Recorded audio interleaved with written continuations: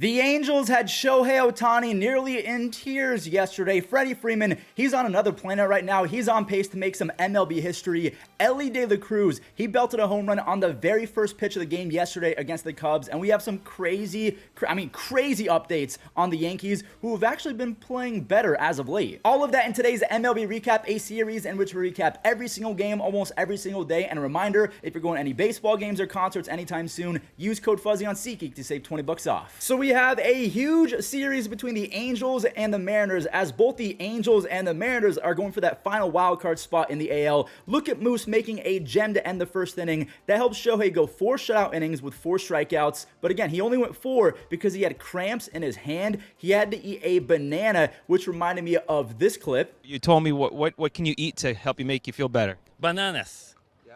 Why bananas? Monkeys never claps because a monkey every day bananas.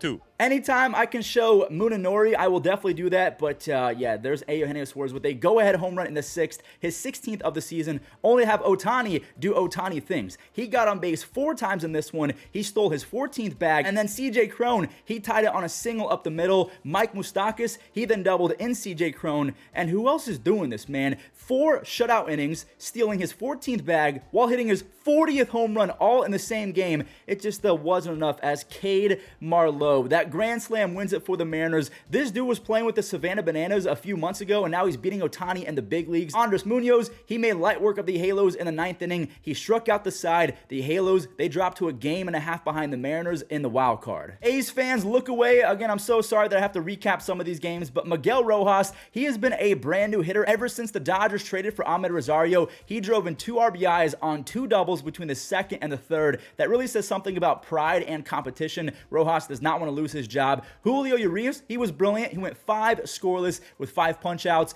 Rookie Zach Geloff, I just want to say that he is the first player in Major League Baseball history to have 5 home runs and 5 stolen bases in his first 17 career games. I'm pretty sure he's the first one. Will Smith, he blooped a single to get that run back, and Ahmed Rosario, he has been insane for the Dodgers. That's 2 doubles, a home run, and 5 RBIs in his first 4 games as a Dodger. Freddie Freeman, he had a big night as well. That home run came after 2 doubles, so he's up to 22 home runs, 40 doubles already. He's on pace to be the first 60 double season since 1936. Only 6 players have ever done that, 60 doubles in a season. The Dodgers went easy 8-2 over the A's. The Marlins and the Phillies, Michael Lorenzen was making his Philly debut, and he threw a shutout first inning, then was given a 2-0 lead on a home run from JT Realmuto. That's JT's 13th. He's so good. He's got to be one of the most talented catchers ever created. Now we're going to skip to the 7th inning where Brandon Marsh, he doubled the score. He knocked in 2 on a single. That made it 4-1. Michael Lorenzen, he was still out there. Now, he did give up a tank to Brian De La Cruz, who sneakily has 15 home runs, but Lorenzen, he wasn't phased. He finished the 7th, and then he ended up tossing 8 innings. That is a really solid debut. He gets it to Sir Anthony Dominguez, who has 2 saves on the season now. The Phillies dropped game number 1 of the series, but then win 3 in a row. The Marlins are now out of the wild card. From one debut to another, Jack Flaherty made his Orioles debut. He strikes out George Springer and Matt Chapman to end the first inning. He was throwing 96 to 97 in the first. Austin Hayes and Adley Rutschman, they drove in the first 2 on some singles off of Kevin Gausman, and it still blows my mind that Adley is the leadoff hitter. Then again, he's an on-base machine, so that makes sense. Jack Flaherty, he was insane. He struck out 7 through 5, and at one point, he retired 15 Jays in a row.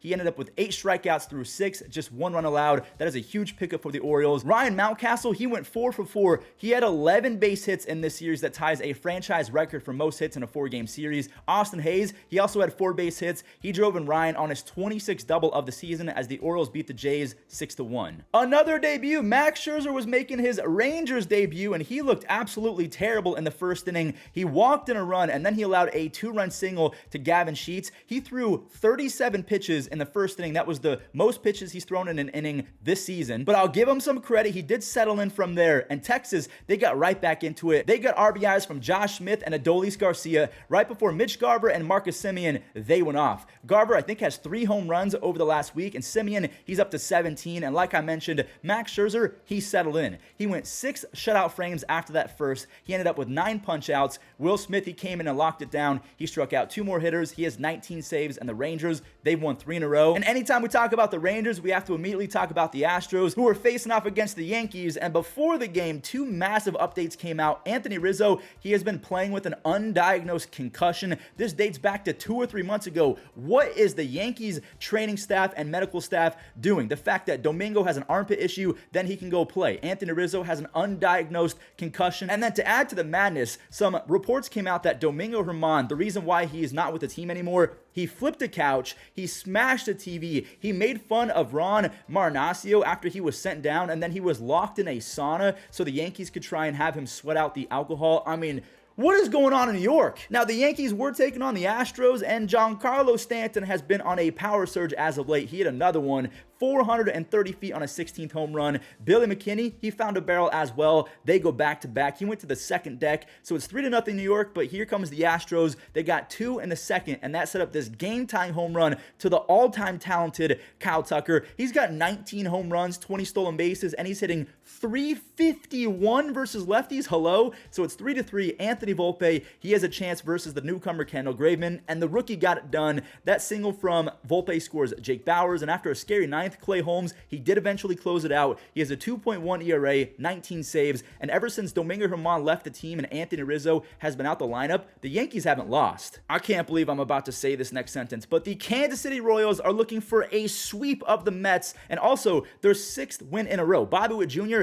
he's been a menace over the last month. He singled in the first and then stole his 31st bag of the season, setting a new career high. Salvi, he doubled in Bobby, so it's 1-0 Kansas City, and it might have been a different ball game if Bobby didn't make that sick play in the second to keep it scoreless. Then Bobby showed off all the tools, 425 feet on his 19th home run. Over his last 30 games, he's hitting .333 with 7 home runs, 26 RBIs, and 8 stolen bases. Another great play by Kansas City. Michael Massey and Bobby Witt Jr., they turned a sick double play in the 5th, saving Brady Singer again. Drew Waters, he's been deleting baseballs lately as well. That's a 3-run home run. All of that run support for Brady, who threw 8 shutout against the Mets. He held the Mets to just 3 hits as well. Francisco Lindor, he seemed to be the only Met engaged yesterday. That's a 2-run home run in the 9th inning, his 22nd. But the Royals, they do sweep the Mets 9-2, and they've won 6 in a row. Here we go, the Diamondbacks and the Giants. Again, a very important series to decide who's going to be the second place team in the NL West, or even who's going to make the wild card. I feel so bad for Arizona rookie starting pitcher Brandon Pfaadt. He's 0-4 to begin his career. He's been torched by opposing lineups. He gave up a solo home run to Lamont Wade Jr. in the 4th, who rakes, by the way, and that was it. So his best start by far. The only problem is San Francisco deployed their relievers for all 9, and they kept up with Brandon. The rookie went 7 innings, 2 base hits. So why do I feel bad? That third out right there from Camilo Duvall ends it. He has 33 saves, and Brandon Pfaadt, even though he threw a gem, he's now 0-5 to begin his career. Rookie Sal Frelick has been so good for the Brewers, and Milwaukee was taking on the Pirates. Sal, he drove in a pair of runs on a double in the 1st.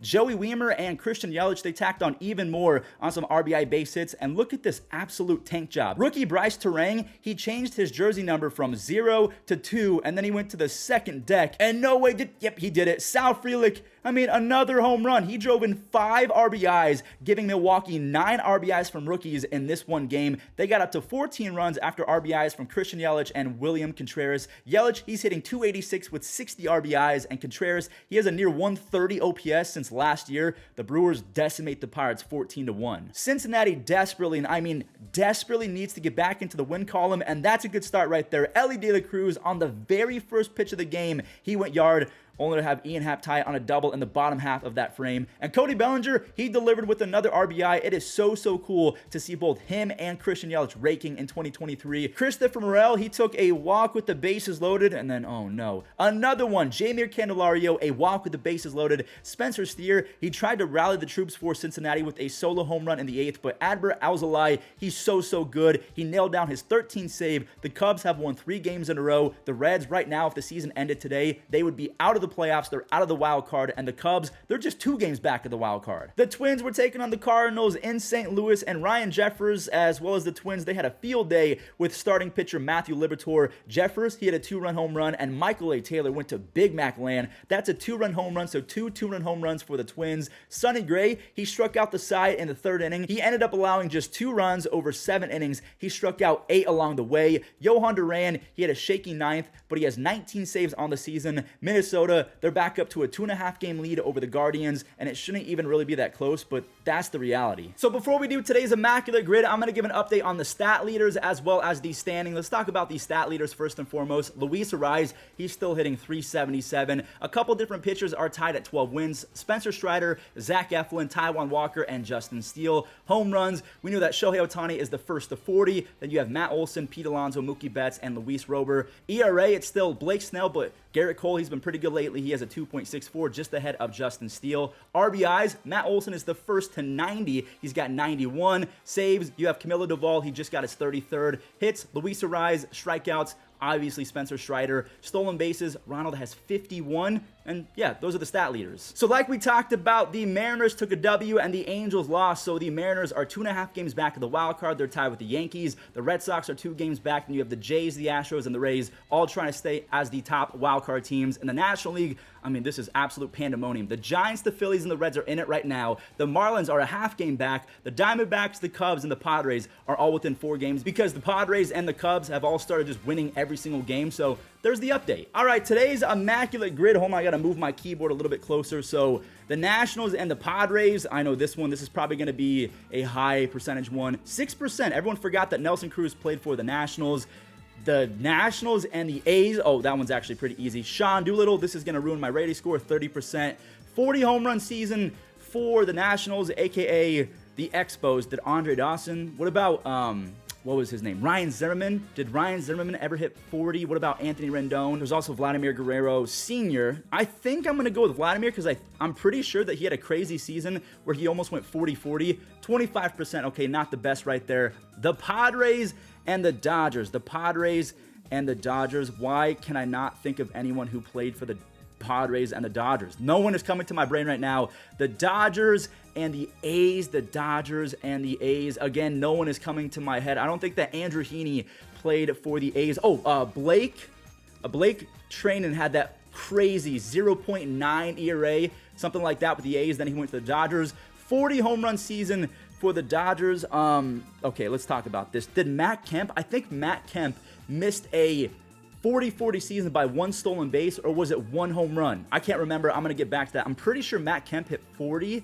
I'll come back to that one. The Braves and the Padres. The Braves and the Padres. Yo, this is actually a tougher Immaculate Grid for me. I know some of you are probably flying through this. The A's and the Braves. What's that?